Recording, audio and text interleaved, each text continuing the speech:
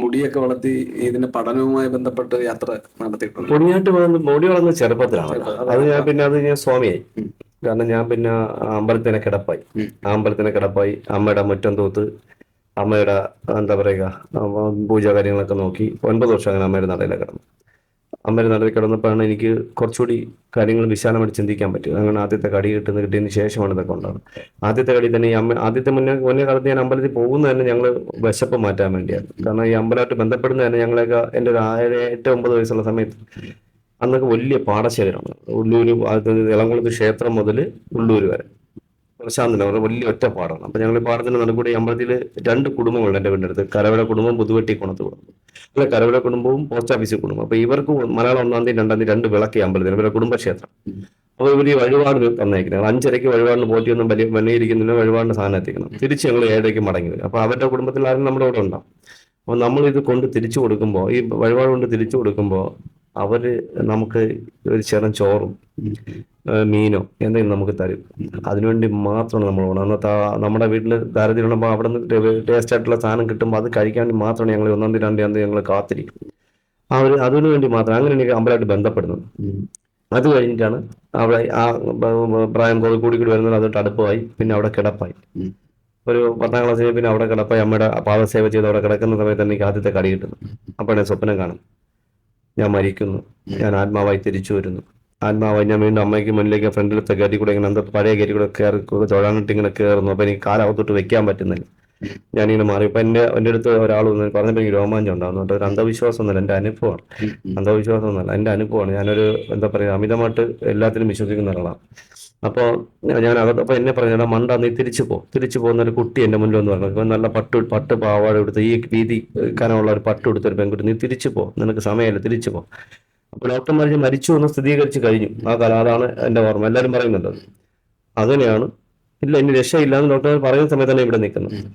അവൻ തിരിച്ച് ഒരു അരമണിക്കൂർ കഴിഞ്ഞപ്പോഴാണ് എൻ്റെ വീട്ടുകാർ കൊണ്ട് കുഴപ്പമില്ല, അനക്കം ഉണ്ടെന്ന് പറയും. ഞാൻ ഇവിടെ തിരിച്ചു പോകുന്നു. ഇതെല്ലാം എൻ്റെ ഉപബോധ മനസ്സിൽ കാണുകയാണ്. പറഞ്ഞാലും വിശ്വസിക്കും. അപ്പൊ നമ്മള് ദൈവമുണ്ടോ ഇല്ലോ എന്ന് എനിക്കറിയില്ല, പക്ഷെ എൻ്റെ അനുഭവമാണ് എൻ്റെ വലിയ പാഠം. അതിനുശേഷം ഒരു 10 മിനിറ്റ് ഞാൻ തിരിച്ചു പോകുന്നു. അത് ഇപ്പോൾ ഡോക്ടർ പറഞ്ഞതെന്ന് പറഞ്ഞാൽ പിന്നെ ഒരു ചെറിയൊരു സാധ്യത ഉണ്ടെന്ന് പറയും. മറ്റേ മരിച്ചു, ഇനി രക്ഷയില്ല എന്ന് പറഞ്ഞെടുത്താണ്. അപ്പൊ ഞാൻ ഇവിടെ നിൽക്കാം. ഇതൊരു അന്ധവിശ്വാസമൊന്നുമല്ല. വിശ്വസിക്കുന്നവർ വിശ്വസിക്കട്ടെ, നമ്മുടെ കാര്യമേ അല്ല.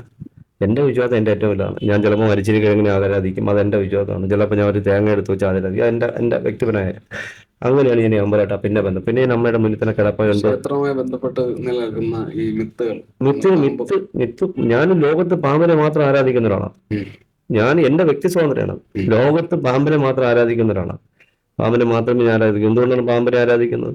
അപ്പോഴാണ് ഞാനൊരു തത്വം, ശ്രീനാരായണ ഗുരുദേവന്റെ ഏറ്റവും മഹത്തായ ഒരു വാക്ക് ഞാൻ ഓർമ്മിക്കുന്നു. എന്താണെന്ന് പറയുമ്പോൾ, ഒരു ജാതി, ഒരു മതം, ഒരു ദൈവം. ഇവിടെ ഇലക്ഷൻ ആകുമ്പോൾ എല്ലാവരും ജാതിയും മതവും വെച്ചല്ലേ കളിക്കുന്നത് നമ്മുടെ നാട്ടില്. ഇപ്പൊ ഈ പാമ്പുകൾക്ക് മാത്രമുള്ള പ്രത്യേകത, ലോകത്ത് എല്ലാവരെയും തുല്യരായി, എല്ലാവരെയും എക്സ്ട്രാ നെഗറ്റീവായി, ഷാഡയായിട്ട് മാത്രം കാണും. അവിടെ വാവാ സുരേഷ് എന്നോ, ഹിന്ദു എന്നോ, ക്രിസ്ത്യനെന്നോ, മുസൽമാനെന്നോ, ജൂതനെന്നോ ഒന്നുമില്ല.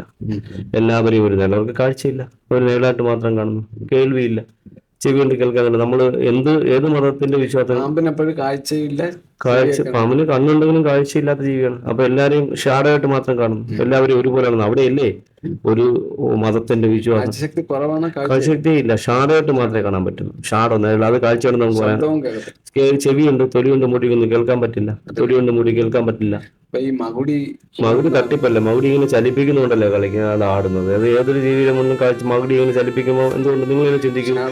ആ ഷാഡാണ്. അതുപോലെ പാമ്പട്ടി ഇങ്ങനെ കാലുകൊണ്ട് അനക്കിക്കൊണ്ടിരിക്കും. അനക്കത്തിലേക്ക് നോക്കിയിട്ട് അന്നേരം നിങ്ങളെ വീട്ടിൽ ഒരു പൂച്ചയുടെ മുന്നിൽ ഒരു പാമ്പ് നിൽക്കുമ്പോൾ പൂച്ച ചുമ്മാ ഇരിക്കണം. പൂച്ച ഇങ്ങനെ അനങ്ങിക്കൊണ്ടിരിക്കണം. അനക്കത്തിലേക്ക് നോക്കി അങ്ങ് നിൽക്കും. വിളിക്കുന്നവരോടെങ്കിലും നിൽക്കും. എല്ലാവരും കീരി ഒന്നുകൊണ്ട് കറങ്ങുന്നത്. കീരി കറങ്ങുമ്പോൾ പാമ്പും കറങ്ങിക്കൊണ്ടിരിക്കും. ഒരു ഈ പാമ്പിന്റെ തലയിൽ ഇങ്ങനെ തൊടുന്ന ഞാൻ ബാക്കി കൂടെ അവന് കണ്ണില്ലല്ലോ. എന്തുകൊണ്ട് ഞാൻ അങ്ങനെ തൊടുന്നില്ല? എന്തുകൊണ്ട് മറ്റുള്ള ഇതിനാകുമ്പോൾ പത്തി ഉള്ളതുകൊണ്ട് ബാക്കി കൂടെ കൈ വന്നാൽ കാണാൻ പറ്റുകയില്ല. പത്തി വന്നിങ്ങനെ മടങ്ങി നിൽക്കുകയില്ല. അതുകൊണ്ടല്ലേ അതിനെ വെച്ച് എല്ലാവരും കളിക്കുന്നത്. അപ്പൊ പാമ്പാട്ടിൽ അങ്ങനെ കാലിട്ടാണെങ്കിൽ ഓടിക്കുക. നിങ്ങൾ ഒന്ന് ചിന്തിച്ചാൽ മതി. മകുടി ഊതി പാമ്പിനെ കളിപ്പിക്കാൻ കഴിയുമെങ്കിൽ നമ്മളെ ചിന്തിച്ചാൽ മതി. എന്തുകൊണ്ട് പാമ്പാട്ടി ഒരു ടേപ്പർ കാർഡ് വാങ്ങി റെക്കോർഡ് ചെയ്തുകൊണ്ട് വെച്ചാൽ പോരെ? എന്തിനാ ഡെയിലി ഊതി തൊണ്ടയിലെ വെള്ളം പറ്റിക്കണം? എന്താ ഇപ്പൊ പാമ്പ് എന്ത് ചെയ്യും നമുക്ക് കാണാമല്ലോ. അങ്ങനെ സംഭവം. അതുകൊണ്ട് മഹത്വം ഞാൻ പറഞ്ഞു, പാമ്പ് ഒരു ജാതി, ഒരു മതം, ഒരു കാഴ്ചയില്ല. എല്ലാവരും തുല്യമായിട്ടാണ്. കേൾവിയില്ല, ഓർമ്മയില്ല. ഓർമ്മയില്ല. പാമ്പിന് ഓർമ്മയില്ല. ഓർമ്മ കുറഞ്ഞ ജീവിയാണ് പാമ്പ്. അതുകൊണ്ടല്ലേ മാളം വിട്ട് ദൂരോട്ട് പോകാത്തത്. മാളത്തിന്റെ ചുറ്റും അടുത്ത് മുട്ടയിട്ട് ആ മാളം വിട്ട് ദൂരോട്ട് പോരാ. പെട്ടെന്ന് ഇറങ്ങിട്ട് നേരെ മാളത്തിലേക്ക് കയറാം. വേറെ എവിടെയെങ്കിലും മാളത്തിൽ പോയി ഞങ്ങൾ പോകത്തേ ഉള്ളൂ. ഓർമ്മയില്ല. രണ്ടാമതുണ്ട് മൂക്കില്ല. മൂക്കുണ്ട്, മണമെടുക്കാൻ കഴിയില്ല. ഹോളുണ്ട്, മണമെടുക്കാൻ കഴിയില്ല. അവിടെ മണമെടുക്കാൻ പറ്റുന്നത് അവന്റെ ദഹന അവന്റെ എന്താ പറയുക സെൻസിങ് ഓർഗനിലേക്ക് മെസ്സേജ് കൊടുക്കുന്ന നാവാണ്. അതിനാണ് നാവ് പുറത്തേക്കിട്ട് സഞ്ചരിക്കുന്നത്. അതുപോലെ തന്നെ കൈയും കാര്യമില്ല. സാധാരണ പറയും നടന്നു പോകുമ്പോ ഒന്ന് ശബ്ദം ഉണ്ടാക്കിയാൽ വൈബ്രേഷൻ ഉണ്ട്. ശബ്ദമല്ല, വൈബ്രേഷൻ. തറയിലുണ്ടാകുന്ന വൈബ്രേഷൻ അവൻ പെട്ടെന്ന് സ്കിന്നിലേക്ക് കിട്ടും. അവൻ പെട്ടെന്ന് മാളത്തിലേക്ക് അടുത്ത പന്തക്കാട്ടിലേക്ക് ഇഴഞ്ഞങ്ങ് പോവുകയും ചെയ്യും. അതില് വാസ്തവമുണ്ട്. പിന്നെ കൈയും കാര്യമില്ല. ഓടാനോ ചാടാനോ എനിക്ക് നടന്നു വരാനോ കഴിയില്ല. കൈയും കാര്യമില്ല. അതുപോലെ തന്നെ ചവച്ചരയ്ക്കുന്നില്ല. ഫുഡ് ചവച്ചരയ്ക്കുന്നില്ല. മെഴുകി ഇറക്കുകയാണ്. ആ വെനമുള്ള പാമ്പിൽ വെനം കൊണ്ട് തന്നെയാണ് ഡൈജസ്റ്റ് കൊല്ലുന്നത്, ഡൈജസ്റ്റ് ചെയ്യിപ്പിക്കുന്നത്. മനസ്സിലായി? ഇങ്ങനെ ഒരുപാടുണ്ട്. അതുകൊണ്ടാണ് ഞാൻ എല്ലാവരും തുല്യരായിട്ട് കാണുന്നതുകൊണ്ട് ഞാൻ ഗുരുദേവന്റെ ഒരു വാക്ക് ഞാൻ കടമെടുക്കുന്നു. ഒരു ജാതി, ഒരു മതം, എല്ലാവരെയും തുല്യരായിട്ട് കാണാനുള്ള ഒരേ ഒരു ജീവി എന്ന് ഭൂമിയിലുള്ളൂ. ഒരേ ഒരു ജീവി. ഞാൻ ചോദിക്കട്ടെ, ഒരു 10-12 വർഷങ്ങൾക്ക് മുന്നേ ഞാൻ തിരുവനന്തപുരത്ത് ഒരു കുരങ്ങനെ പിടിച്ചു. ഒരു വീട്ടിൽ കുറച്ച് പറഞ്ഞിട്ട് വളർത്തിയ കുരങ്ങൻ അടുത്ത് ഞങ്ങളെല്ലാം കൂടി കൊണ്ട് കാട്ടി വിട്ടപ്പോഴേ അതൊരു മുസ്ലിം കുടുംബത്തിൽ നിന്നാണ്. അപ്പൊ ആ മോൾ, അവിടുത്തെ മോള് നിസ്കരിക്കുക 5 നേരം. ആ മോളെ കണ്ടിട്ട് ഈ കുരങ്ങ് നിസ്കരിക്കുക. ഞങ്ങൾ കാട്ടിക്കൊണ്ടപ്പോ ഇത് മുട്ടാക്കെടുത്ത് തലയും മൂടുന്നു. ഇതിനെയൊക്കെ കൊണ്ട് കാട്ടി കിട്ടുന്ന ഏറ്റവും വലിയ പാവമല്ലേ. അപ്പൊ അതിന് അന്നോ പിറ്റന്നോ പെരുമ്പാമ്പോ എന്തെങ്കിലും പിടിച്ചു തിന്നാണ്. അപ്പൊ അങ്ങനെ നമ്മളെ വീട്ടിൽ ഏത് വിശ്വാസങ്ങൾ ആരാ. ഇപ്പൊ ഞാൻ ഒരു വീട്ടിൽ പോയപ്പോ ഒരു അമ്മ വൈകുന്നേരം വിളക്കിന് മുന്നിൽ നിന്ന് പ്രാർത്ഥിക്കുന്നു. പൂച്ച അതുപോലെ ഇരിക്കുന്നു. അത് വിശ്വസിക്കും. അപ്പൊ നമ്മൾ ഏത് വിശ്വാസങ്ങളും നമ്മുടെ വീട്ടിൽ വളർന്ന ജീവികളും അത് അനുകരിക്കുന്നു എന്നുള്ള. അപ്പൊ ഇതിന് മാത്രം അങ്ങനെയൊന്നുമില്ല. എല്ലാം ഒരു അതുകൊണ്ട് ഞാൻ ആരാധിക്കുന്നു. എല്ലാവരും തുല്യരായിട്ട് കാണുന്നു. അപ്പൊ അതിന് ഞാൻ നിങ്ങളൊന്ന് ആലോചിച്ച് നോക്കും. ലോകത്തില് ഞാനൊന്ന് അനങ്ങിയിരിക്കുന്നത് നടുവേദനയുള്ളത്. അപ്പൊ ഈ ലോകത്തില് ഇത്രയും പ്രാധാന്യമുള്ള ഒരു ജീവി വേറെ ഉണ്ടോ? കാരണം ഇന്ന് ലോകത്തിലെ ഏറ്റവും നല്ല ഔഷധം എന്ന് പറയുന്നത് തന്നെ പാമ്പിന്റെ വെനമാണ്. ലോകത്ത് പാമ്പുകൾക്ക് വിഷമില്ല എന്ന് പറഞ്ഞ ഞാൻ മാത്രം. ലോകത്ത് ഒരാളും ഒരു സയന്റിസ്റ്റും പറഞ്ഞിട്ടില്ല. പാമ്പിന്റെ കണ്ണിന്റെ പുറകിലെ ഗ്ലാൻഡിലിരിക്കുന്നത് വിഷമല്ല. വിഷം എന്നാൽ അതിന്റെ ഇംഗ്ലീഷ് പോയിസൺ എന്നാണ്. പാമ്പിന്റെ കണ്ണിന്റെ പുറകിലെ വെനമാണ്. വെനത്തിന്റെ മലയാളം എന്താണെന്ന് പറയാൻ ആർക്കും അല്ല. വെനത്തിന്റെ മലയാളം ഔഷധമാണെന്ന് പറയാൻ നമ്മുടെ ആൾക്കാർക്ക് അറിയില്ല എന്നുള്ള. വെനം മീൻസ് പ്രോട്ടീനാണ്, ഔഷധമാണ്. ഏറ്റവും നല്ല ഭൂമിയിലെ ഏറ്റവും നല്ല ഔഷധം, ഏറ്റവും നല്ല പ്രോട്ടീൻ. 95% പ്രോട്ടീൻ അടങ്ങുന്ന ഒരു സാധനം വേറെ ഉണ്ടോ? പാമ്പിന്റെ വെനം മാത്രമേ ഉള്ളൂ. അപ്പൊ ഇതില്ലാതെ വന്ന് നിങ്ങളൊന്ന് ആലോചിച്ച്, ഇതില്ലാതെ വന്നാൽ നമ്മുടെ നാട്ടിലുണ്ടാകുന്ന വിപത്തുകൾ ആരെങ്കിലും പഠിച്ചിട്ടുണ്ടോ? നമ്മുടെ നാട്ടിൽ ഒരു പഠനമുണ്ട്, അടിസ്ഥാനപരമായിട്ടൊരു പഠനമുണ്ട്. എന്തുകൊണ്ടാണ് ആ മേഖലയിൽ അത് നടക്കാത്തത്? നമ്മുടെ നാട് അങ്ങനെയാണ്. കാരണം സമയത്തിന് നമുക്ക് പെർമിഷൻ കിട്ടുന്നില്ല. ഇപ്പൊ നമുക്ക് കാലഘട്ട യൂണിവേഴ്സിറ്റിയിൽ കുറച്ചു കാലം മുന്നേ ജന്തുശാസ്ത്ര വിഭാഗത്തിൽ റിസർച്ചിന് റിസർച്ചിന് വേണ്ടി പെർമിഷൻ ചോദിച്ചിട്ട് അവിടെ 3 വർഷത്തെ കോഴ്സാണ്. വെനത്തിന് വേണ്ടി മിൽക്ക് വേണ്ടി പെർമിഷൻ ചോദിച്ചിട്ട് പെർമിഷൻ കിട്ടുന്നത് 2 വർഷവും 3 മാസവും കഴിഞ്ഞിട്ടാണ്. എന്താവുന്ന അവസ്ഥ എന്ന് ആലോചിച്ചു. അതവിടെ നിൽക്കണം. അപ്പൊ ഈ ഒരു പാമ്പിന്റെ വില നമുക്ക് RCC നിലനിൽക്കുന്നു. RCC എന്നൊരു സ്ഥാപനം നമുക്കുണ്ട്. ഈ RCCയിൽ ഏറ്റവും പ്രധാനപ്പെട്ട മരുന്നുണ്ട് പാമ്പിന്റെ വനത്തിൽ നിന്ന്. ക്യാൻസറിന്റെ വേദന സംഹാരി എന്ന സാധനം. ഈ സാധനം ഉണ്ടെങ്കിൽ അതില്ല. വേറെ ഒന്നും കണ്ടെത്താൻ പറ്റിയിട്ടില്ല. ക്യാൻസറിന്റെ വേദന സംഹാരി പാമ്പിന്റെ വനത്തിൽ നിന്ന് കണ്ടെടുത്ത കണ്ടന്റാണ്, പ്രോട്ടീനാണ്. അതെല്ലാം റിസർച്ചിന് മരുന്നുകളല്ലേ. മരുന്ന് നമുക്കൊന്നും ചെയ്യാൻ വേണമല്ലോ. അതെല്ലാം ഇപ്പൊ ഇന്ത്യയിൽ നമുക്ക് മിൽക്കിംഗ് സെന്ററുള്ള പാമ്പിന്റെ വില എടുക്കാൻ മിൽക്കിംഗ് സെന്റർ ഉള്ളത്, പെർമിറ്റ് ഉള്ളത് ചെന്നൈയിൽ ഇരുള സമുദായ സൊസൈറ്റിക്കാർക്ക് മാത്രമേ ഉള്ളൂ. വേറെ ആർക്കും ഇല്ല. അവർക്ക് മാത്രമേ ഉള്ളൂ. അവിടെ നിന്ന് വലിച്ചിന് വേണ്ടി വനം പോകുന്നു. ധാരാളം കളക്ഷൻ ഉണ്ട്. അപ്പൊ ഇത് അതാണ്. പിന്നെ നമുക്ക് ഹാർട്ട് അറ്റാക്ക് വന്ന ഹാർട്ടിനകത്ത് രക്തം കട്ടപ്പിടിച്ച് അലിയിപ്പിക്കുന്ന മരുന്നിന്റെ കൊയാഗുലിൻ കോമ്പൗണ്ട് പാമ്പിന്റെ വെനം. പിന്നെ പാമ്പ് കടിയേറ്റാൽ കൊടുക്കുന്ന മറുമരുന്ന്, അതുപോലെ ആന്റിവെനം, പോളിവാലന്റ്. അതുപോലെ വാഹന അപകടങ്ങളിൽ തലയ്ക്ക് ക്ഷതമുണ്ടായാൽ കൊടുക്കുന്ന തലയ്ക്ക് ക്ഷതമുണ്ടായ രക്തം കട്ടപ്പിടിച്ച് അലിയിപ്പിക്കുന്ന മരുന്നും പാമ്പിന്റെ വെനം സെപ്പറേറ്റ് വേറെയാണ്. ഇങ്ങനെ ഒരുപാടുണ്ട്. നമുക്കിതൊന്നും പഠിക്കാൻ സമയമില്ല. നമ്മുടെ നാട്ടിൽ ഒരു പഠനം ഞാൻ ചോദിക്കട്ടെ, നിസ്സാര ലോകത്ത് നിങ്ങൾ ആലോചിച്ച് ഏതെങ്കിലും ഒരു ഇന്ത്യ മഹാരാജ്യത്ത് ആരെങ്കിലും പറഞ്ഞിട്ടുണ്ടോ 110 വർഷം പഴക്കമുള്ള മരുന്നാണ് ആന്റിവെനം, പോളിവാലന്റ്. 110 വർഷമായി കണ്ടുപിടിച്ചിട്ട്. അന്ന് 110 വർഷം ജീവിച്ച മനുഷ്യന്റെ ശരീരത്തിലുണ്ടാവുന്ന പ്രക്രിയകളാണോ ഇന്ന് നമ്മുടെ നാട്ടിൽ നടക്കുന്നത്? ആ 110 വർഷം മുന്നേ കണ്ടുപിടിച്ച മരുന്ന് 3 പ്രാവശ്യം ഡെവലപ്പ് ചെയ്യേണ്ട സമയം കഴിഞ്ഞു. ഒരൊറ്റ കുഞ്ഞുങ്ങൾ മിണ്ടത്തില്ല. നമ്മുടെ നാട് ഭരിക്കുന്നത് മരുന്ന് രോഗികളാണ്. പിന്നെ അവൻ ജീവനോടെ ഉണ്ടാവില്ല. നമ്മുടെ നാട്ടിൽ നടക്കുന്നത്. അപ്പൊ അതുകൊണ്ട് ആരും മിണ്ടത്. ഞാൻ മാത്രമേ പറഞ്ഞിട്ടുള്ളൂ ഈ മരുന്ന് ഡെവലപ്പ് ചെയ്യണം. ഞാൻ ചോദിക്കട്ടെ, നിങ്ങളൊരു ബന്നു വാങ്ങിയാൽ കാലാവധിയുണ്ട്, ഒരു കോള വാങ്ങിയാൽ കാലാവധിയുണ്ട്. ആന്റിവെനത്തിന് കാലാവധിയില്ലേ? 2 വർഷമാണ് കാലാവധി. 2 വർഷമാണ് കാലാവധി. ഇത് ഏതെങ്കിലും പർച്ചേസ് ചെയ്യുന്ന ഗവൺമെന്റിലോ അല്ലെങ്കിൽ ഗവൺമെന്റിൽ എവിടെയെങ്കിലും പർച്ചേസ് ചെയ്യുന്ന അല്ലെങ്കിൽ നമ്മുടെ മരുന്നെടുക്കുന്ന കമ്പനികൾ ഹോസ്പിറ്റലുകളിൽ ഈ പർച്ചേസിങ്ങിന് ചുമതലയുള്ളതാണ്. അവർ ഇത് എന്താ റെക്കോർഡ് ചെയ്തിട്ടാണോ അത് കൊടുക്കുന്നത്? 2 വർഷം കൊടുക്കാനുള്ള മരുന്നാണോ കൊടുക്കുന്നത്? 2 വർഷം കഴിഞ്ഞിട്ടാണ് കൊടുക്കുന്നത്. 3-4 വർഷം കഴിഞ്ഞ് ഉപയോഗിക്കുന്നതിനാണ് ഡെത്ത് കൂടുന്നത്. ഇപ്പൊ ഡെത്തിന്റെ എണ്ണം കൂടുതലാണ്. പിന്നെ ഡെത്ത് ട്രീറ്റ്മെന്റിന്റെ പേരുകൊണ്ട് വന്നപ്പെടുന്ന എത്ര കേസുകൾ ആരെങ്കിലും ഉണ്ടോ? അവന് സമയമായി, അവന് ദൈവം വിളിച്ചു, അല്ലെങ്കിൽ പാമ്പ് കടിച്ച് മരിച്ചു. അത്രേ ഉള്ളൂ. അപ്പൊ ചേട്ടന്റെ അഭിപ്രായത്തിൽ ഇതിനെ കുറിച്ച് ഒരു പഠനം നടന്നുകൊണ്ടിരിക്കുന്നു. ഇപ്പൊ ഞാനിത് പറഞ്ഞതിന് ശേഷം സർക്കാർ പുതിയ തീരുമാനം എടുത്തു. റീഡെവലപ്പ്. ഞാൻ ചോദിക്കട്ടെ, ഇന്ത്യയിലൊട്ടുക്ക് ഒറ്റ മരുന്നാണ്. ഇന്ത്യയിൽ ഓരോ സംസ്ഥാനങ്ങളിലും പാമ്പിന്റെ വനത്തിന് വലിയ വേരിയേഷൻ ഉണ്ട്. ഇപ്പോൾ ചെന്നൈയിൽ എടുക്കുന്ന മരുന്നാണ് ഇന്ത്യയിൽ മൊത്തം ഉപയോഗിക്കുന്നത്. ഡെത്ത് കൂടാൻ കാരണം ചെന്നൈയിലെ അണലിയുടെ വനം അല്ല കേരളത്തിലെ അണലിയുടെ വനമായിരിക്കില്ല രാജസ്ഥാനിൽ. വേരിയേഷൻ ഉണ്ടാവും. ഇപ്പൊ ഡെത്ത് കൂടും.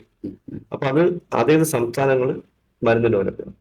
അതേത് സംസ്ഥാനങ്ങൾ ചെയ്തില്ലെങ്കിലും ഇപ്പൊ കേരളത്തിൽ നമ്മൾ പഠിക്കാൻ ശ്രമിക്കുമ്പോൾ തമിഴ്നാടും വീണ്ടും അടുത്തുള്ള സംസ്ഥാനങ്ങളെ ഉൾപ്പെടുത്തിക്കൊണ്ട് പഠിക്കണം. അപ്പൊ ഈ മൂന്നിന്റെയും വനം ഒരുപോലെ ആണെങ്കിൽ പാമ്പുകൾ സെയിം ആണ്. വനത്തിന് വ്യത്യാസമുണ്ട്, കാലാവസ്ഥയ്ക്ക് അനുസരിച്ച് വനത്തിന് വ്യത്യാസമുണ്ട്, വേരിയേഷൻ ഉണ്ടാവും. അപ്പൊ നമ്മളിപ്പോ ഒരു 3 സംസ്ഥാനങ്ങളിൽ ചിലപ്പോൾ ഒരുപോലത്തെ ഒരേ വനമായിരിക്കും. അപ്പൊ ആ 3 സംസ്ഥാനത്തിൽ ഒരു മരുന്ന് ഉപയോഗിക്കാം. അതിലൊരു നമ്മളുടെ വലിയ പഠനത്തിലെത്തിയിരിക്കാം. നമ്മുടെ പ്രേക്ഷകർക്ക് എത്രയൊക്കെ അറിയാമെന്ന് എനിക്കറിയില്ല. നമ്മളുടെ വലിയ പഠനമാണ് നമ്മുടെ കേരളത്തില് അല്ലെങ്കിൽ നമ്മുടെ ഭാരതത്തിൽ എന്ന് വേണമെങ്കിൽ പറയാം. കേരളത്തിലാണ് നടക്കുന്നത്.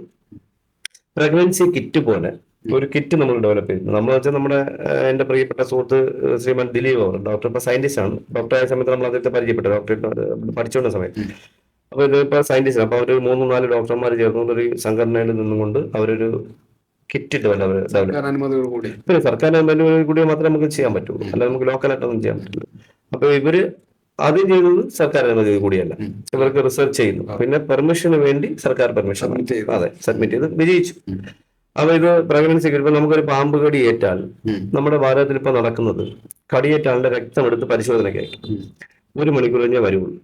ആ വരുമ്പോഴത്തേക്ക് ഇവിടെ ക്രിട്ടിക്കലാവും, ഒന്നും ചെയ്യാൻ പറ്റാത്ത അവസ്ഥയിലേക്ക്. ഇപ്പൊ നമുക്കിത് ഈ കിറ്റ് കൊണ്ടത് ഉപയോഗം, കടികെട്ടിയ ആളോ വന്നാൽ തന്നെ എല്ലാം കൂടെ ഒറ്റ മെഡിസിനേ ഉള്ളൂ. ഇപ്പൊ നമുക്ക് ഒരു മെഡിസിൻ, മൂർക്കൻ, അണലി, ശംഖൂരൻ ഒക്കെ കടിച്ച ഒരു മരുന്നേ ഉള്ളൂ, അല്ലാതെ വേറെ ഇല്ല. ഇപ്പൊ ഒരു മരുന്ന് കൊടുക്കുമ്പോൾ പണലി അടിച്ച ആളുകൊണ്ടൊന്ന് മരുന്ന് കൊടുക്കുമ്പോൾ 3 കൂടെ കൊടുക്കുകയാണ്. അപ്പൊ ആവശ്യമുള്ള ബോഡി ശരിക്കും, ആവശ്യമില്ലാത്ത ബോഡി സഞ്ചരിക്കും. അതും അപകടമാണ്. അപ്പൊ അതിന് പിന്നെ കൺട്രോൾ ചെയ്യാൻ വേണ്ടി വേറെ മരുന്ന് കൊടുക്കും. ഇതും അപകടം. അപ്പൊ നമുക്ക് ചെയ്യാൻ പറ്റുന്ന ഈ പ്രഗ്നൻസി ഈ കിറ്റ് കൊണ്ട് നമുക്ക് ഉപയോഗപ്പെടുന്നതെന്ന് പറഞ്ഞാൽ, ഈ കിറ്റ് അടിയേറ്റിയാൾ വന്നു കഴിഞ്ഞാൽ ഒരു തുള്ളി ബ്ലഡോ അദ്ദേഹത്തിന്റെ ഒരു തുള്ളി യൂറിനോ ഇതിലേക്ക് അപ്ലൈ ചെയ്യുമ്പോൾ വിത്തിൻ സെക്കൻഡ്സിനകത്ത് അറിയാൻ പറ്റും ഇത് എന്താണെന്നുള്ളത്. 1 മണിക്കൂർ വെയിറ്റ് ചെയ്യുന്നത് സെക്കൻഡ്സ്. അപ്പൊ നമുക്കിപ്പോ ഈ മിക്സഡ് എന്നുള്ളത് ഈ പോളിവാലന്റ് എന്നുള്ളത് ഇനി സെപ്പറേറ്റ് ചെയ്യാൻ പറ്റും. അണലിയുടെ വേറെ മൂർക്കന്റെ വേറെ മൂന്നായിട്ട് ചെയ്യാൻ ഒന്ന് ചെയ്താൽ മതി. അപ്പൊ നമുക്ക് അപകടം ഡെത്ത് കുറയ്ക്കാം. ഇനി ഒരു 2000 ആ കിറ്റ് ഇപ്പം നിലവിൽ ഇപ്പൊ ലാബ് ടെസ്റ്റ് ആയിട്ടുണ്ട്. 90% വിജയിച്ചു. ലാബിന്റെ പെർമിഷൻ കൂടി കിട്ടിക്കഴിഞ്ഞാൽ നമുക്കിത് വിപണിയിലെത്തും. കേരളത്തിൽ പുതിയ അറിവാണ് കേരളത്തിൽ. അല്ല, നമ്മുടെ നാട്ടിൽ ഇപ്പൊ ഞാൻ മാത്രമേ ഇത് പറഞ്ഞിട്ടുള്ളൂ, വേറെ ആരും പറഞ്ഞിട്ടില്ല. ഞാൻ മാത്രമേ പറഞ്ഞിട്ടുള്ളൂ. അപ്പൊ ഞാൻ അതിന്റെ റിസർച്ച് ഹോൾഡറിൽ ഒരാൾ കൂടിയായിരുന്നു മുൻകാലത്ത്. അവിടെ ഒരു മെമ്പർ കൂടിയാണ് സാധാരണ. അപ്പൊ അങ്ങനെ അതറിയാൻ പറ്റും. അപ്പൊ അത് ലാബ് ടെസ്റ്റ് ലാൻഡ് കൊടുക്കും. നമുക്ക് 2030, 35, 36 ആകുമ്പോൾ ഏറിയ 40, അതിനപ്പുറം നമുക്ക് പോകില്ല. അപ്പൊ അതിന് മുന്നേ നമ്മുടെ നാട്ടിൽ, നമ്മുടെ കേരളത്തില് പാമ്പ് കടി ഡെത്ത് കുറയ്ക്കാം. ഇപ്പൊ ഇതിലേക്ക് നമ്മുടെ ആരോഗ്യമന്ത്രിയുടെ ഒരു ബൈറ്റ് കാണാനിടയായി. അപ്പൊ അദ്ദേഹം പറഞ്ഞേക്കെന്ന് വെച്ചാല് 0 ബൈറ്റ്.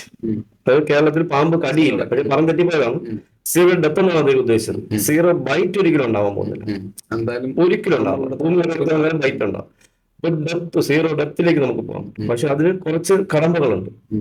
നമ്മുടെ ആരോഗ്യ വകുപ്പിന്റെ ഒരു നല്ല സമീപനം ഉണ്ടെങ്കിൽ മാത്രമേ ഇത് നമുക്ക് എത്തിക്കാൻ പറ്റും. മരുന്ന് ലോബിയിൽ അടിമയായിട്ട് നിന്ന് കഴിഞ്ഞാൽ ഒന്നും ചെയ്യാൻ പറ്റില്ല. അപ്പൊ ഇത് നമുക്ക് ഇന്ത്യ ഒട്ടുക്ക് ഡെവലപ്പ് ചെയ്യാൻ പറ്റും.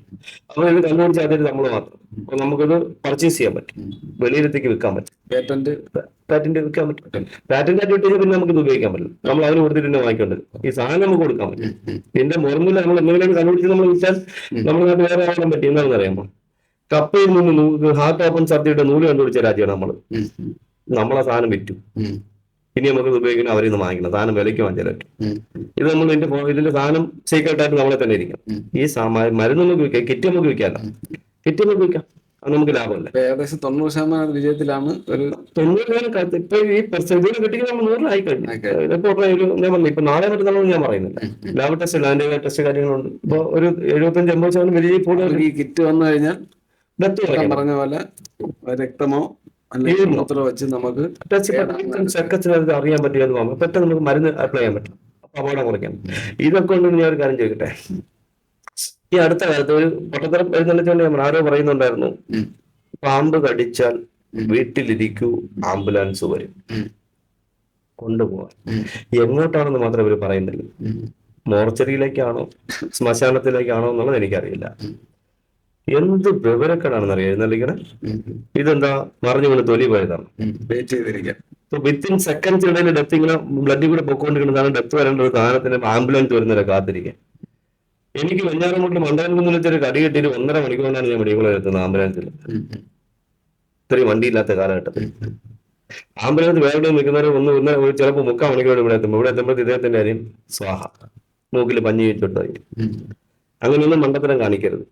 ഏത് വാഹനം കിട്ടുന്നോ അപ്പോഴും ഹോസ്പിറ്റലിൽ എത്തിക്കാം. നമ്മൾ ഈ കടിയേറ്റ പല അബദ്ധങ്ങളും ചെയ്യാറുണ്ട്. അപ്പൊ അത് അങ്ങനെ സംഭവിച്ച ആദ്യം ചെയ്യേണ്ട നല്ല കാര്യമാണ്. ഈ ഇടയ്ക്കൊരു ശരി ചോദ്യം പൂർണ്ണമായില്ല. പാമ്പ് കടിയേറ്റ് അപ്പൊ അവിടെ അടുത്ത ആൾക്കാരുണ്ടല്ലോ, ആ കടിയേറ്റ ആളും തൊട്ടടുത്തുള്ളവർ എന്താണ് പ്രാഥമികമായിട്ട് ചെയ്ത് ഏറ്റവും പെട്ടെന്ന് ചെയ്ത്? നല്ല ചോദ്യം. കാരണം വെച്ചാൽ നമ്മുടെ നാട്ടില് ഈ അടുത്ത കാലത്ത് ഒരു കുട്ടി ഒരു ആളിനെ പാമ്പ് കടിയേറ്റ് കെട്ടി വെച്ച് ഹോസ്പിറ്റലിൽ കൊണ്ടുപോയി. ഡോക്ടർ ചോദിച്ചതെന്താ പറയാ, ഇങ്ങനെ വെച്ചത് കൊണ്ടുപോയാ, എന്തിനാ അങ്ങനെ വെച്ച് കൊണ്ടുവന്നു, ഇങ്ങനെ വെച്ച് കൊണ്ടുവരാത്തുന്നു. കയ്യിലാണ് കടിയിട്ട്, കൈ പൊക്കി വെച്ചിട്ടുണ്ടായിരുന്നു. അടിക്കണ്ടേ എന്ത് പൊട്ടത്തരാ നടക്കുന്ന? 2006 മുതൽ ട്രെയിനിങ് കൊടുത്തു തുടങ്ങിയ ആളാണ് ഞാൻ. 2006 മുതൽ ക്ലാസ് എടുത്ത് തുടങ്ങി. 25 വർഷം പിന്നീട് 39 വർഷത്തെ എക്സ്പീരിയൻസ് ആണ്. കടിയിലും അതുപോലെ. ഈ കൈയിന് കടിയിട്ടിങ്ങനെ ഇങ്ങനെ വെക്കുന്നത് പെട്ടെന്ന് സർക്കുലേറ്റ് ചെയ്ത് ഹാർട്ടിലും തലച്ചോറിലും അതേ ഡെത്തായി പോകില്ലേ. പിന്നെ വേറെ തൂക്കിയിട്ടുണ്ട് വരാത്തൊന്നും. തൂക്കിയിട്ട് വന്ന് എന്താ സംഭവിക്കുക, നീര് വെച്ചിട്ട് കൈ മുറിക്കേണ്ടി വരില്ലേ. നിങ്ങൾക്കറിയാമോ നമ്മുടെ നാട്ടില് ഇന്നൊരു ആന ചവിട്ടി മരിച്ചാൽ 20-30 ലക്ഷം രൂപ കൊടുക്കും. പാമ്പ് പിടിച്ച് മരിച്ച എത്ര കൊടുക്കണം? ഫോറസ്റ്റ് 1 ലക്ഷം രൂപയാണ്. ഇപ്പൊ 2 ആക്കിയിട്ട്. എന്ത് മ്ലേച്ഛമാണ്. ഒരു മനുഷ്യന്റെ വില, ജീവന്റെ വില 2 ലക്ഷം രൂപയാണ്. അവൻ ജീവിച്ചിരുന്നാൽ അവന്റെ കുടുംബത്തിന് എത്ര ലക്ഷം രൂപ ഉണ്ടാക്കി കൊടുക്കുന്നു? അതല്ലേ അവന്റെ നഷ്ടപരിഹാരം? അതല്ലേ വർദ്ധിപ്പിക്കേണ്ടത്? അതല്ലേ നമ്മൾ ആദ്യം വർദ്ധിപ്പിക്കേണ്ടത്? പാമ്പ് അനിവാര്യമാണ്, മെഡിസിനാണ്, വേണം, ഒക്കെ ശരിയാണ്. അതിന്റെ വകുപ്പ് കൈകാര്യം ചെയ്യുമ്പോൾ അതും ചെയ്യണം. ഞാൻ ചോദിക്കട്ടെ, നമ്മുടെ ഈ പാമ്പടി സർക്കാർ പോട്ടെ, വനം വകുപ്പിനെ കൂടെ നമുക്ക് സപ്പോർട്ട് ചെയ്യാം, അവിടെ നിൽക്കട്ടെ. ഒരു MLA, ഒരു MP എന്തുകൊണ്ട് അദ്ദേഹത്തിന്റെ മണ്ഡലത്തിൽ പാമ്പ് പിടിച്ച ഒരാളിനെ ഫണ്ട് കൊടുക്കാൻ പറ്റില്ലേ? അനാവശ്യമായിട്ട് എന്തെല്ലാം കാര്യങ്ങൾക്ക് ചെലവാക്കുന്നുണ്ട്. എന്ത് കൊടുക്കാൻ പറ്റില്ല? ഒരാൾ കൊടുത്തത് നിങ്ങൾക്ക് പറഞ്ഞുതരാമോ? ഇവിടെ നമ്മുടെ നാട്ടിൽ പാമ്പ് പിടുത്തക്കാരന്റെ വില അത്രയേ ഉള്ളൂ. അവൻ പാമ്പ്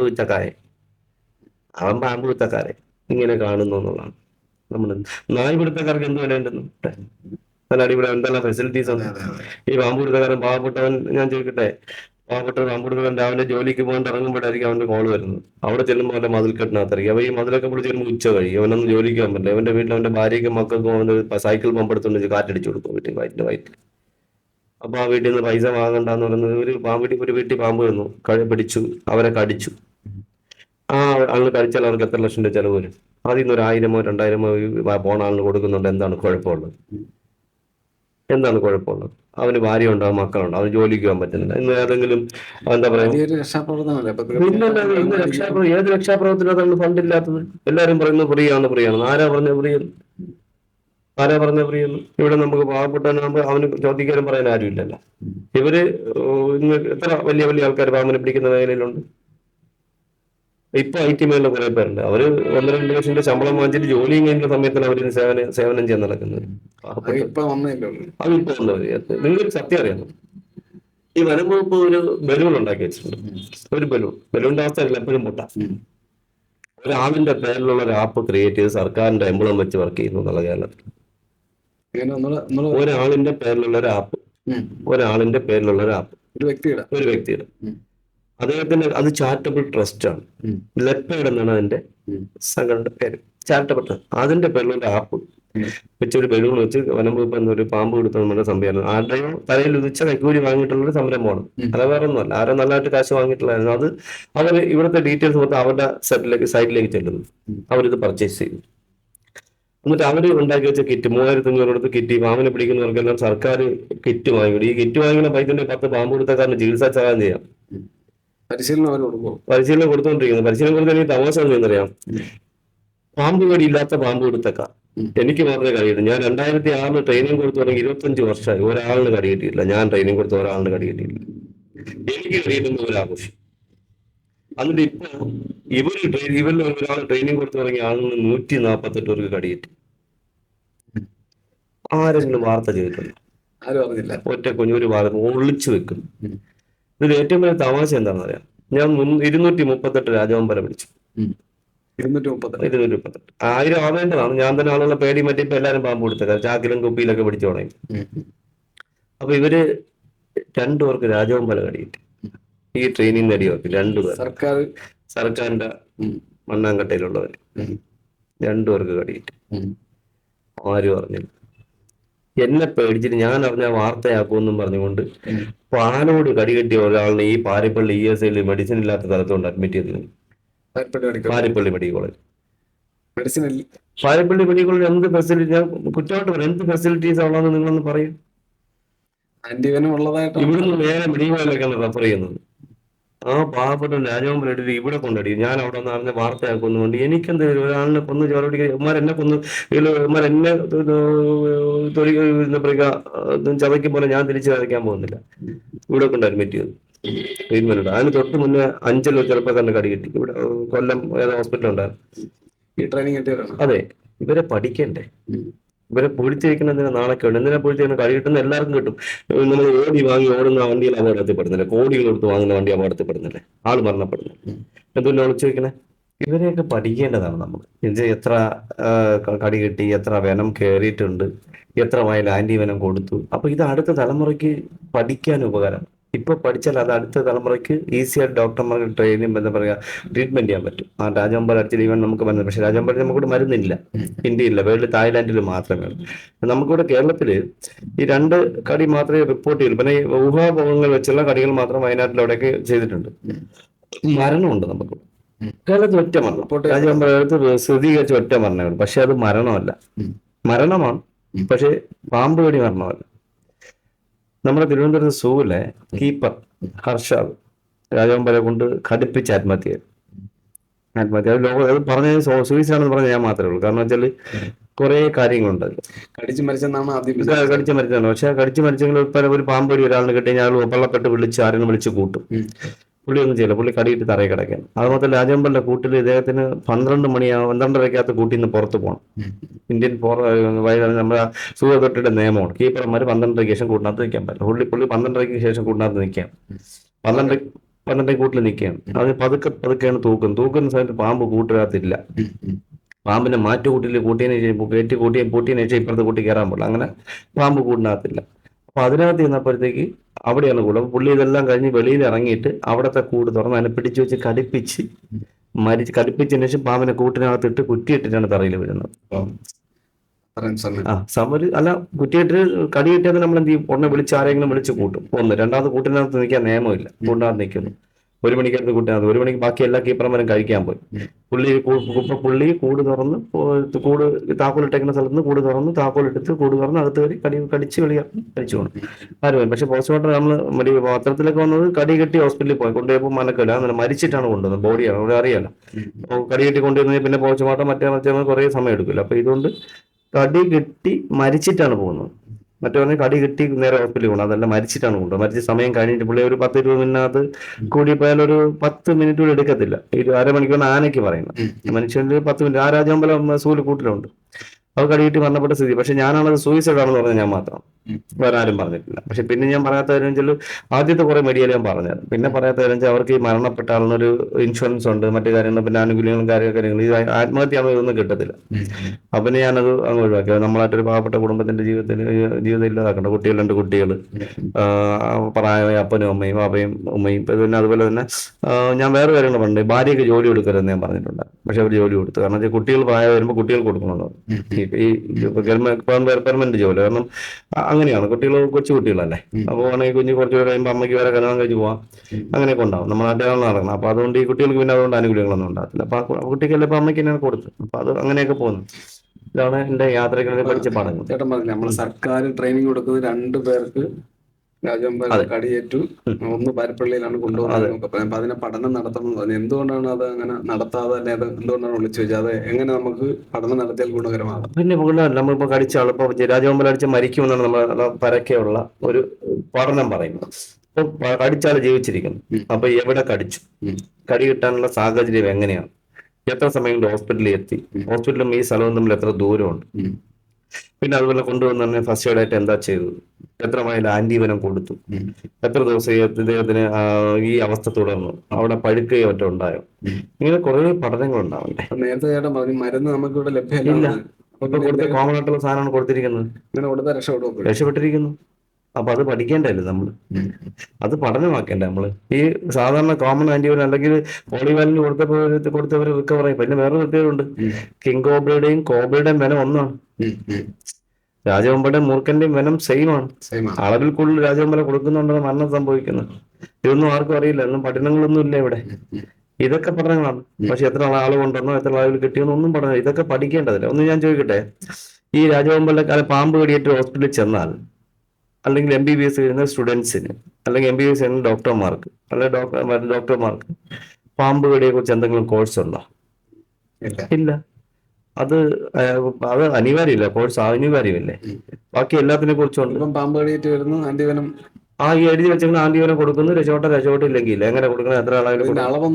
അതിപ്പോ നമ്മുടെ ശരീരത്തിൽ ബ്ലഡ് എടുത്ത് ടെസ്റ്റ് ചെയ്ത് എത്ര വെനം നമ്മൾ എത്ര അളവിൽ കയറിയിട്ടുണ്ടെന്ന് പറഞ്ഞാൽ അതിന്റെ ഇരട്ടിയോ അല്ലെങ്കിൽ അതിൽ കൂടുതലാണോ നമ്മൾ കൊടുക്കണം. അപ്പൊ നമ്മൾ ബ്ലഡ് റിപ്പോർട്ട് വരണം. അതാണ് മറ്റേ കിറ്റിന്റെ കാര്യം ഓർമ്മിപ്പിച്ചത്. പക്ഷെ ഇത് നമ്മുടെ നാട്ടിൽ ഇപ്പൊ MBBS കഴിഞ്ഞ് ഇറങ്ങുന്ന ഡോക്ടേഴ്സിന് ഒരു 6 മാസത്തെ കോഴ്സ് ഇത് കൊടുക്കണം. ഇത് കടിയേറ്റ് വരുന്ന ആളുടെ സിംറ്റംസ്, കടിയേറ്റ് വരുന്ന മാർക്കുകൾ, കടിയേറ്റ് വരുന്ന സമയത്ത് കൊണ്ട് നീര് വെക്കുന്നു, എന്താണ് നമ്മൾ ചെയ്യേണ്ടത്, ഫസ്റ്റ് ശ്വാസം മുട്ടാണെങ്കിൽ അദ്ദേഹത്തിന് കൃത്രിമ ശ്വാസം കൊടുക്കണോ, അല്ലെങ്കിൽ അത് ഇൻഡിബേറ്റ് ചെയ്യണോ, അല്ലെങ്കിൽ CPR കൊടുക്കണോ, ഒന്നുമില്ല. ഇതിപ്പോ നോർമലി മറ്റു അസുഖങ്ങൾ വരുന്ന പോലെ ട്രീറ്റ്മെന്റ് ചെയ്യുന്നു എന്നുള്ളത്. അതുകൊണ്ടാണ് ഈ അളവ് നോക്കുക, ഈ മരുന്ന് കൊടുക്കുക, അത്ര അപ്ലൈ ചെയ്യുക എന്നുള്ളത് മാത്രം. അത്രേ ഉള്ളൂ. അതല്ല വേറൊരു എക്സ്പീരിയൻസ്. അപ്പൊ അതൊക്കെ അത് നമ്മുടെ എന്താ പറയുക, MBBSന്റെ ഒരു കോഴ്സ് തന്നെ അവര് ആ ഒരു കോഴ്സ് വരെ 3 വർഷം 3 വർഷത്തെ കോഴ്സ് വരുമ്പോൾ ഇതും കൂടി 2 മാസത്തെ 3 മാസത്തെ ട്രെയിനിങ് കൊടുക്കണം. അത് എക്സ്പീരിയൻസ് ഉള്ള ഡോക്ടേഴ്സ് കൊടുക്കണം. അതൊക്കെ ഉണ്ടെങ്കിൽ മാത്രമേ നമുക്ക് ഡെത്ത് കുറയ്ക്കാൻ പറ്റൂ. പിന്നെ മരുന്നിന്റെ എന്താ പറയുക ഡെവലപ്പ് ചെയ്യേണ്ടത്, മരുന്ന് 2 പ്രാവശ്യം ഡെവലപ്പ് ചെയ്യുന്ന പുതിയത് കണ്ടെത്തണം. എന്ന് കഴിഞ്ഞാൽ എന്നാൽ നമുക്ക് ഡെത്ത് കുറയ്ക്കാൻ പറ്റും. ഇതിപ്പോ അല്ലെങ്കിൽ ഡെത്ത് കൂടും. അങ്ങനെ ഈ ഡോക്ടേഴ്സിന് ട്രെയിനിങ് കൊടുക്കാൻ സാധ്യമായ സംവിധാനമോ ഡോക്ടേഴ്സ് ഇതിനെ കുറിച്ച് അറിയാവുന്ന ആൾക്കാർ നമ്മുടെ നാട്ടിൽ പുതിയ പഴയ ചികിത്സ ചെയ്ത് പ്രായമുള്ള ആൾക്കാർ, റിട്ടയർ ആയ പുറക്കുന്നത് എന്തുകൊണ്ട് കോഴ്സ് കൂടെ ട്രെയിനിങ് കൊടുത്തുവിടാം?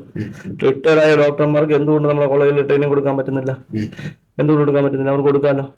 അതിനവർ ക്ഷണിച്ച് വരുത്തി അവർക്ക് ട്രെയിനിങ് കൊടുപ്പിക്കണം. അവർക്ക് കോഴ്സ് ട്രെയിനിങ് കൊടുത്തു കഴിഞ്ഞാൽ എന്താ കുഴപ്പമായിരിക്കും? തീർച്ചയായിട്ടും ആരോഗ്യ വകുപ്പിന്റെ വലിയ ശ്രദ്ധ വേണ്ടുന്നൊരു 100%. ഇല്ലെങ്കിൽ ഡെത്ത് കൂടും. നമ്മൾ ഡെത്ത് കുറയുന്ന പറഞ്ഞ സ്വപ്നത്തിൽ കാണാനേ പറ്റുള്ളൂ, സ്വപ്നം കണ്ടിരിക്കാനേ പറ്റുള്ളൂ.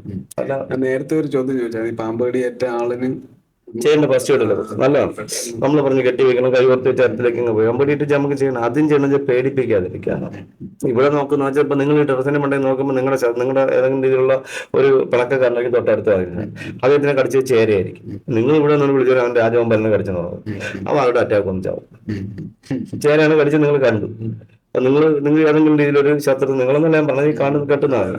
അപ്പൊ അദ്ദേഹം അയ്യോ അവനെ പുള്ളിയെ വെച്ചുള്ള പുള്ളിയെ കൂട്ടുണ്ട് അറിഞ്ഞ നിന്റെ മറ്റേ കൂട്ടുകാരനെ രാജവെമ്പൽ അടിച്ചു. അവന്മാരെല്ലാം കൂടെ ഓടി ഇവിടെ വരുമ്പോൾ എന്തിനായി ആ ചേരയെന്നല്ല രാജവെമ്പലാണ് പാവപ്പെട്ട മറ്റാക്കൊന്നും അവിടെ പിടിച്ചാവും. ഇവിടെ ചെയ്യണമെന്ന് വെച്ചാൽ ഫസ്റ്റ് പേടിപ്പിക്കാതിരിക്കുക. അദ്ദേഹത്തിന്റെ ആ ഒരു ഓർമ്മയിൽ നിന്ന് അദ്ദേഹത്തെ മാറ്റിക്കൊണ്ടുവരിക. ആ ഒരു ടെൻഷൻ ഇപ്പൊ ആ പിടിച്ച എല്ലാവരും അയ്യോ ഞാൻ ചത്തു എന്നുള്ള പേടിയാണ്. അപ്പൊ ആ മെന്റൽ ടെൻഷൻ മാറ്റിക്കൊണ്ടുവരിക. മാറ്റിക്കൊണ്ടുവന്നിട്ട് അദ്ദേഹത്തിന് ഒന്നുമില്ല എന്ന് മനസ്സിലാക്കിക്കൊണ്ടുമ്പോൾ അതിന്റെ ധൈര്യം. ഇപ്പൊ ബ്ലഡ് സർക്കുലേഷൻ നോർമൽ കുറയും, BP കുറയും, പ്രശ്നങ്ങളൊന്നും ഉണ്ടാകും. അതിനുശേഷം അദ്ദേഹത്തിനെ പിടിച്ച് ഇരുത്തിന് ശേഷം ഒരു കാരണവശാലും കയറോ റോപ്പോ വെച്ച് കെട്ടരുത്. കെട്ടുക എന്ന വാക്കിന്റെ അർത്ഥം തന്നെ രക്തോട്ടം തടയുക എന്നല്ല, രക്തോട്ടം കുറയ്ക്കുക എന്നാണ്.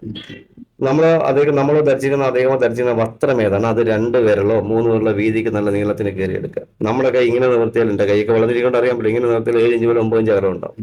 എവിടെയാണോ കടിയേറ്റ് അവിടെ നിന്ന് 1 അകലം എടുക്കുക. ആ അകലത്തിന് മേളിലേക്ക് ആ തുണി വെച്ച് കെട്ടുക. ഒരു കാരണവശാലും ടൈറ്റ് ആക്കുക.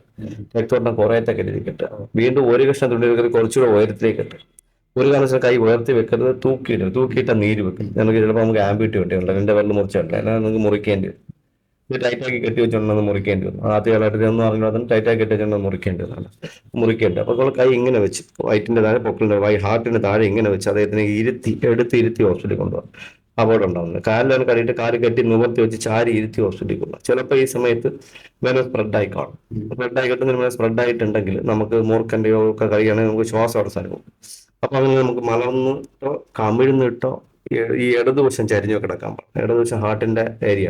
അപ്പൊ നമ്മൾ ഇടതുവശം ചരിഞ്ഞ് കിടക്കുമ്പോൾ ഒന്ന് ഹാർട്ടിനെ എന്താ ശ്വാസോച്ഛ ചുരുക്കുന്ന സാധനം. അപ്പൊ നമുക്ക് ഈ ശ്വാസം എടുക്കാൻ ബുദ്ധിമുട്ട്, പെട്ടെന്ന് അറസ്റ്റ് ഒന്നും പറ്റപ്പെടും. വലത് സൈഡിലോട്ട് ചരിഞ്ഞ് കിടക്കുന്നുണ്ട് അപകടം. ചരിച്ച് കിടത്തി ഹോസ്പിറ്റലിൽ കൊണ്ടുപോകും. ബാക്കി അവർ ചെയ്യും. ഈ കൂടെ ഇരിക്കുന്നവരാണ് രോഗിയെ കൊല്ലുന്നത്. രോഗി കൂടെ ഇരിക്കുന്നവരെ പേടിപ്പിക്കുന്നു, പറഞ്ഞ് പേടിപ്പിച്ച് അതിനൊരു പരുവാക്കുന്നു. അപ്പോഴത്തേക്ക് അദ്ദേഹം അടിച്ച് അറ്റാക്കൊന്ന് വന്നപ്പോൾ പിന്നെ ഹോസ്പിറ്റലിൽ എത്തിച്ചപ്പോൾ ഡോക്ടർമാർ ചെയ്യും. അതിൻ്റെ ഒരു ബ്ലഡ് എടുത്ത് ടെസ്റ്റ് ചെയ്യുക. ബ്ലഡ് എടുത്ത് ടെസ്റ്റ് ചെയ്യുന്ന സമയത്ത് അതിന്റെ റിപ്പോർട്ട് വരിക. നമുക്ക് കിറ്റ് വരുന്നവർ എങ്ങനെ ചെയ്യാൻ പറ്റും? ടെസ്റ്റ് ചെയ്ത് 1 മണിക്ക് റിപ്പോർട്ട് എന്നിട്ട് നമുക്ക് ആന്റിബയോട്ടിക് കൊടുക്കാം. പിന്നെ അത് കൊടുത്ത് ബ്ലഡ് ടെസ്റ്റ് വരുന്നതിന് മുന്നേ എന്തെങ്കിലും സിംറ്റംസ് ശ്വാസം മുട്ടലെല്ലാം കാണിച്ചാൽ കൃത്യമായി ശ്വാസം കൊടുക്കാൻ പറ്റും. അതായത് ഇൻഡിബേറ്റ് ചെയ്യാൻ പറ്റും, വെന്റിലേറ്ററിലാക്കാൻ പറ്റും. അത് കഴിഞ്ഞ് ട്രീറ്റ്മെന്റ് സ്റ്റാർട്ട് ചെയ്യാൻ പറ്റും. പിന്നെ ചില ഉറപ്പാണെന്ന് ചിലർക്കറിയാം, ബ്ലഡ് മോർക്കാൻ എക്സ്പീരിയൻസ് ഡോക്ടർ ഇത് കോബ്ര ബൈറ്റാണ്. അപ്പൊ തന്നെ ഒരു 5 വേലോ 10 വേലോ ആന്റിബയോട്ടിക് വളരെ സ്ലോലി സ്റ്റാർട്ട് ചെയ്യും. കഴിഞ്ഞാൽ നമുക്ക് അപകടം കുറയ്ക്കാൻ പറ്റും. എന്നാൽ നമുക്ക് പാമ്പുകടി ഏറ്റിട്ട് നമ്മുടെ നമ്മളെ ഡോക്ടർമാരുടെ പിഴവ് കൊണ്ട് കാല് മുറിക്കപ്പെട്ട ആൾക്ക് സംഭവങ്ങളൊക്കെ ഉണ്ടായിരുന്നു. നമ്മുടെ ആലപ്പുഴ ജില്ലയിൽ മനോജ് മഹാദേവൻ പുള്ളി ക്ഷേത്ര പൂജാരിയായിരുന്നു. അവിടുന്ന് സൗദിയിൽ ജോലിക്ക് പോയി. അവിടുത്തെ സാഹചര്യത്തിൽ ജീവിച്ചു. അത് കഴിഞ്ഞ് തിരിച്ചു വന്ന് നാട്ടിൽ വന്നൊരു 7 വർഷം പഴക്കമുള്ള സംഭവം.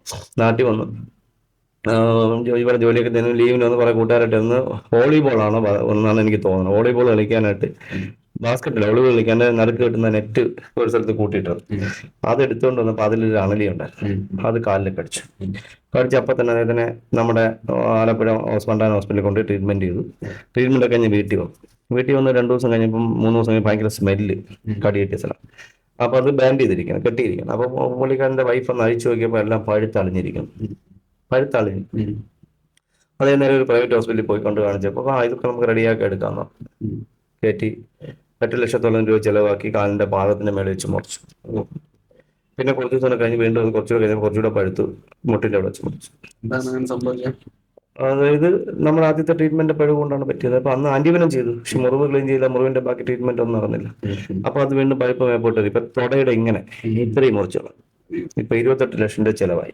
അപ്പൊ അദ്ദേഹം ഗൾഫിൽ ഇരുന്ന് പാവം ജീവിതത്തിൽ ഉണ്ടാക്കിയ എത്തുമ്പോൾ ഇപ്പൊ അദ്ദേഹം ഒരു 3 വീലിലെ സ്കൂട്ടറിലോ സൈക്കിളിലോ ആണെന്ന് തോന്നുന്നു ഉപജീവനത്തിന് വേണ്ടി ഭാര്യ 2 മക്കളുണ്ട്, അതിനുവേണ്ടി കഷ്ടപ്പെട്ടുകൊണ്ടിരിക്കുന്നു.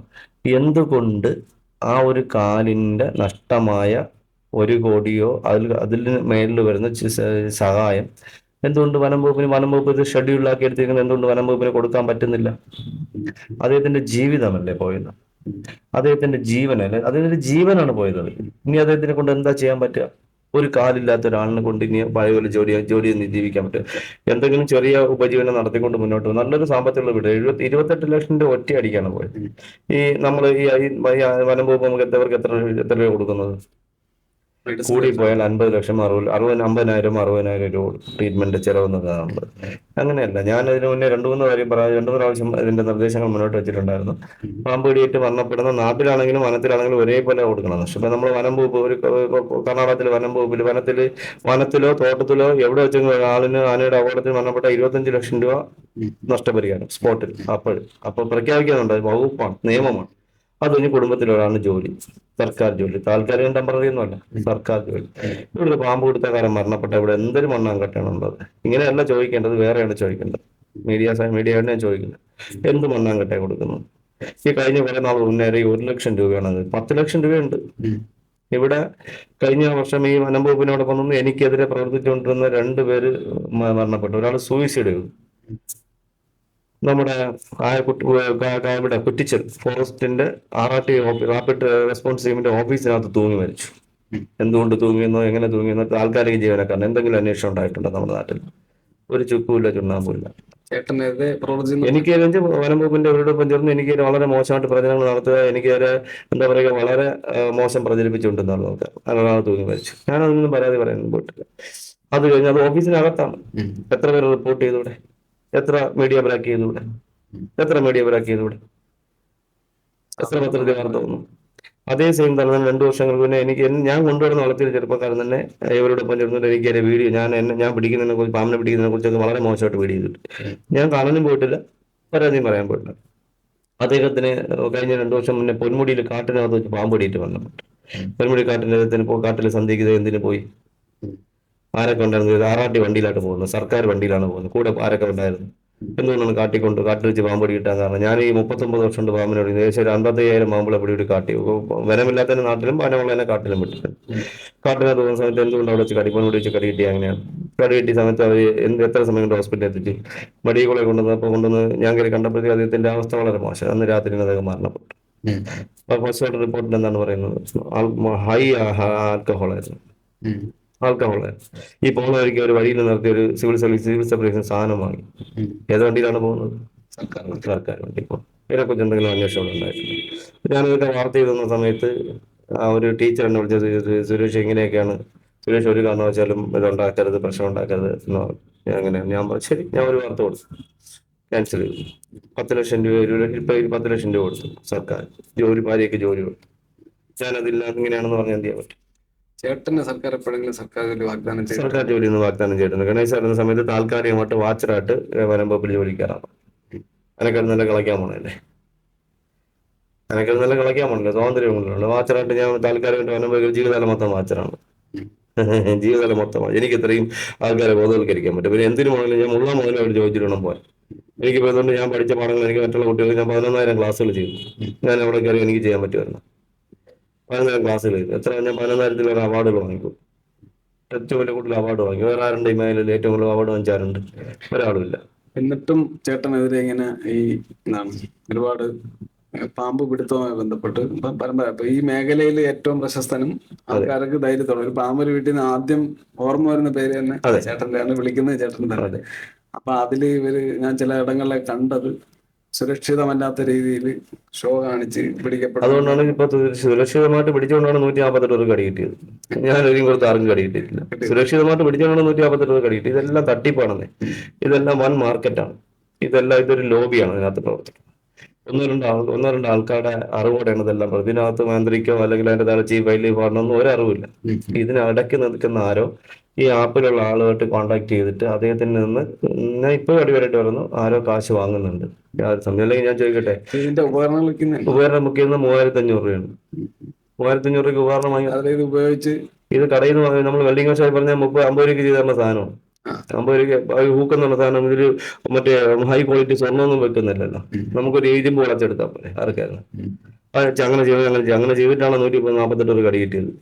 ഒരു ചുക്ക് വരാനില്ല. ഇതിപ്പോ എനിക്ക് കിട്ടുന്നത് ഞാൻ ആൾക്കാരെ മുന്നിൽ വെച്ച് കാണിക്കുന്നുണ്ടെന്നല്ല, ഞാൻ ആൾക്കാർ മുന്നിൽ കാണിക്കുമ്പോൾ ആൾക്കാർ 400 കൂടി നിൽക്കും. അങ്ങനെയാണ് എനിക്ക് 10,000 കടി കിട്ടണം. വനമുള്ള കമ്പനി ഞാൻ ക്ലാസ് എടുക്കുന്ന 10,000 ക്ലാസ്സുകളുണ്ട്.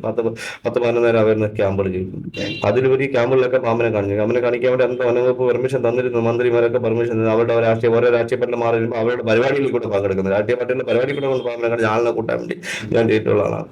അതിൽ കുറെ DMO പെർമിഷൻ തന്നതിന്റെ ലെറ്ററുകൾ എൻ്റെ ലെറ്ററുകൾ അങ്ങനെയൊക്കെയാണ് ഞാൻ പിന്നെ ഞാൻ എൻ്റെ ആവശ്യമില്ല ഉപയോഗിച്ച് കേരളം മൊത്തം നടന്ന് ക്ലാസ് എടുത്തോളാം. അമ്മയും കൊണ്ടുപോയിട്ട് അങ്ങനെ കേരളം മൊത്തം നടന്ന് ക്ലാസ് എടുത്തു. അതിന്റെ പേരിൽ കേസ് എടുത്തേക്കും. അതിന്റെ പേരിൽ 2013 ഞാൻ കോഴിക്കോട് മെഡിക്കൽ ക്ലാസ് എടുത്തതിന്റെ പേരിൽ ഇപ്പൊ എനിക്ക് ഒരു അറസ്റ്റ് വാറണ്ട് ഞാൻ ജാമ്യം എടുത്തിട്ട് താമരശ്ശേരി കോടതിയിൽ പോയി ജാമ്യം എടുത്തിട്ടുണ്ട്. കുറെ വനംവകുപ്പ് കേസ് എടുത്തിട്ടുണ്ട്. അനുമതിയില്ല. എന്തിനാണ് കേസ്? പാമ്പിനെ പ്രവേശിപ്പിച്ചു വന്നു. ഞാൻ ചോദിക്കട്ടെ, അപ്പൊ ആദ്യം അറസ്റ്റ് ചെയ്യേണ്ടത് ഈ കാണിക്കുന്ന ആളിനെ അല്ല, ഈ DFIന്റെ അകത്താക്കേണ്ടത്. ഈ കോർഡിനേറ്റർ എന്ന് പറയുന്ന ഒരാളിനെ വെച്ചിട്ട് അയാള് അല്ല അകത്താക്കണം. അയാളല്ലേ റോട്ടെ പോണ ആൾക്കാരെല്ലാം വിളിച്ചു കൂട്ടി പാമ്പിനെ ആരോ പിടിക്കുന്ന പാമ്പുകളെ 150 പ്രാവശ്യം ഒരു പാമ്പിനെ കൊണ്ട് 150 വരെ പിടിപ്പിക്കുന്നത് എവിടുത്തെ ന്യായമാണ്? അയാളെ പേരിൽ എന്ത് കേസ് എടുത്തിട്ട് അയാൾക്ക് എന്തോ കൊമ്പുണ്ടോ? നിയമം എല്ലാവർക്കും ഒന്നല്ലേ? അയാൾക്ക് മാത്രം കാണിക്കാനോ എന്തെങ്കിലും നിയമമുണ്ടോ നമ്മുടെ ഭാരതത്തിൽ? കോടതി നിയമം സുപ്രീം കോടതി ഓഫ് ഇന്ത്യയുടെ നിയമം എന്ന് പറഞ്ഞാൽ ഒറ്റ നിയമമല്ല, അല്ലാതെ ഒരാളിന് മാത്രമായിട്ട് നിയമമുണ്ട്. ഒന്നുമില്ല. ഇങ്ങനെ കേസ് എടുക്കാനുള്ള അതായത് ഞാൻ പാമ്പിന് കോഴിക്കോട് മെഡിക്കൽ കോളേജിൽ പാമ്പ് കടി എണ്ണം കൂടുന്നു എന്ന് പറഞ്ഞാൽ അവർക്ക് ക്ലാസ് എടുത്തോണ്ട് അവർക്ക് ഒരു ക്ലാസ് വേണമെന്ന് ഞാൻ അവിടെ ക്ലാസ് ചെയ്ത സമയത്ത് കറണ്ട് പോയി. അപ്പൊ ഞാൻ പാമ്പിനെ ഇങ്ങനെ പിടിച്ചിരിക്കുന്നത്. അപ്പൊ മൈക്കിന്റെ മുന്നിൽ പാമ്പിനെ പിടിച്ചു. അപ്പൊ ഏതൊരു സോഷ്യൽ മീഡിയക്കാരെ മാർത്തിട്ട് വാവാ സുരേഷ് മൈക്ക് കറണ്ട് പോയപ്പോൾ മൈക്കിനും പകരം പാമ്പിനെ ഉപയോഗിച്ചെന്ന് പറഞ്ഞു. വലിയ വാർത്ത. അങ്ങനെ പറഞ്ഞു അവിടെ ചെന്നു. അവിടുന്ന് ഞാൻ വയനാട്ടിലേക്ക് പോകണം. അവിടെ ഞാൻ താമസിച്ചിരുന്ന റിസോർട്ടിൽ പോയിരുന്നു. ഭയങ്കര ഒരു ഇതായിരുന്നു. എന്നിട്ട് അവർ കാണിച്ച വെറും ചെറ്റത്തരം എന്താണെന്ന് അറിയാം. ഇങ്ങനെയല്ല പറഞ്ഞു. എന്നൊക്കെ അപ്പുറം പറയണം. എന്നാലും ചെറ്റത്തരം എന്താണെന്ന് അറിയാം. എനിക്ക് സമൻസ് അയച്ച് 2 പ്രാവശ്യം എനിക്ക് ഹാജരാകാൻ പറ്റില്ല. 3ാമത്തെ പ്രാവശ്യം അവർ സമൻസ് കൊണ്ടുവന്ന് എന്റെ വീട്ടിൽ ഗേറ്റിൽ കൊണ്ടുവച്ചിട്ട് ഒരു ജീപ്പിൽ വന്നിട്ട് വലിയൊരു ജീപ്പ് അവിടെ നിന്ന് താമരശ്ശേരിയിൽ നിന്ന് ജീപ്പിൽ വന്നിട്ട് ഒരാൾ ബൈക്കിൽ വന്ന് ബസ്സിൽ വന്നിട്ട് പോകേണ്ടതാണ്. അവിടെ നിന്ന് ജീപ്പിൽ വന്നിട്ട് അവന്മാര് എന്റെ വീട്ടിന്റെ ഗേറ്റിൽ കൊണ്ടുണ്ട്. അനിയത്തി അച്ഛൻ മരിച്ച കുറച്ച് ദിവസമായേ ഉള്ളൂ. അമ്മ കുറച്ച് മെന്റലി പ്രശ്നമായിട്ടിരിക്കുന്നു. അനിയത്തി കിഡ്നി പേഷ്യന്റ്. ആ സമയത്ത് തന്നെ അമ്മ ഗേറ്റിൽ കൊണ്ടുപോയി. അപ്പോഴാണ് ഗേറ്റിൽ കൊണ്ടുവിട്ടിട്ട് പോയത്. ആളുകൾ കാണാൻ വേണ്ടി. നിങ്ങളൊന്ന് ആലോചിക്കണം, ഇത് എവിടെയെങ്കിലും നടക്കും, ലോകത്തെവിടെയും നടക്കും, ലോകത്തെവിടെയും നടക്കും. എന്നിട്ട് എന്റെ അനിയത്തി പറയുന്നത്, ഈ പട്ടിയേക്ക് വേണമെങ്കിൽ ഈ പട്ടിയേക്ക് വേണ്ടി നിന്റെ ജീവിതം എന്തിനാ കളഞ്ഞാന്നാണ് എന്നെ ചോദിച്ചത്. ഈ പട്ടിയേക്ക് വേണ്ടിയല്ല നീ വനമേ വനമേ വനം വകുപ്പ് എന്ന് പറയും. അവനൊക്കെ പറയണമെങ്കിൽ അഴിമതിൽ ഒരുപാടുണ്ട്. ഒരു മാസം പറഞ്ഞാൽ തീരാത്ത സാധനങ്ങൾ എൻ്റെ ഇരിപ്പുണ്ട്. അത്രയ്ക്ക് ഞാൻ എല്ലാം എന്നിട്ടും മിണ്ടാതിരിക്കുന്ന, ഒരു മാസം പറഞ്ഞാൽ തീരാത്ത ഓരോ വ്യക്തികളെ കുറിച്ചുള്ള ഡീറ്റെയിൽസ് എൻ്റെ ഉണ്ട്. ഞാൻ എന്നിട്ട് നമുക്കൊരു ജോലി കളയാൻ എളുപ്പമുണ്ട്, വാങ്ങിച്ചു കൊടുക്കാൻ നമുക്ക് കഴിയും. ഇങ്ങനെ നോക്കിയാൽ മരണം എൻ്റെ വീട്ടിൽ കയറ്റിക്കൊണ്ട് ഒട്ടിച്ചിട്ട് എന്നിട്ട് ഉമാരെ കാണിക്കുന്നത്. അവന്മാരെ സ്ഥലത്ത് ഇപ്പൊ പാമ്പിനെ കൊണ്ട് സൂക്ഷിച്ചു വെച്ച പാമ്പിനെ കെട്ടി ചാക്കിനകത്തും കുഴിക്കകത്തും ചത്തതിന്റെ ഡീറ്റെയിൽസ് എൻ്റെ ഇരിപ്പുണ്ട്. കേരളത്തിൽ ഒരു പ്രധാനപ്പെട്ട ഒരു ഫോറസ്റ്റ് റേഞ്ച് ഓഫീസിൽ മുള്ളൻ പന്നി, മയില്, പന്നി, രാജവമ്പാല ഒക്കെ കൂട്ടിക്കണം ചത്ത് സെപ്റ്റി ടാങ്കിന്റെ കുഴിക്കകത്തിട്ടേക്കുന്ന ഫുൾ ഡീറ്റെയിൽസും ഫോട്ടോസും എൻ്റെ ഉണ്ട്. ഞാൻ മിണ്ടാതിരിക്കുന്ന, അതൊക്കെ സ്വാഭാവികം സംഭവിക്കാം, അതൊക്കെ സംഭവിക്കാം. കാട്ടിക്കൊണ്ടിട്ടാലും സംഭവിക്കാം, കൊണ്ടുവച്ചിരുന്നാലും സംഭവിക്കാം. ഞാൻ ചോദിക്കട്ടെ, കേരളത്തിൽ തിരുവനന്തപുരത്ത് പാമ്പിനെ പിടിക്കുന്ന ഒരു വനിതയുടെ പേരിൽ 6 കേസുണ്ട്, വനം വകുപ്പിന്റെ കേസ്. അവരിന്നും പാമ്പിനെ പിടിക്കുന്നുണ്ടല്ലോ, അവരിന്നും പാമ്പിനെ പിടിക്കുന്നുണ്ടല്ലോ. എന്ത് ചെയ്യാൻ പറ്റി? കേസ് കൊടുത്ത ആൾ കേസിലെ പ്രതിയായി, കേസ് കൊടുത്ത ഫോറസ്റ്റർ സസ്പെൻഷനിലായി. നിങ്ങൾ നാല് കേരളത്തിൽ എവിടെയും നടക്കും, ഒരു പരാതി കൊടുത്ത ആൾ സസ്പെൻഷനില്ല. ഇതാണ് നമ്മുടെ നാട്, നമ്മുടെ നാടിന്റെ അവസ്ഥ ഏതാണ്? 6 കേസിൽ കല്ലാർ സാമ്പത്തിക തട്ടിപ്പ് ഉൾപ്പെടെയുള്ള കേസുകളിൽ പ്രതിയായ ഒരാൾ ഇന്ന് പാമ്പിനെ പിടിക്കും.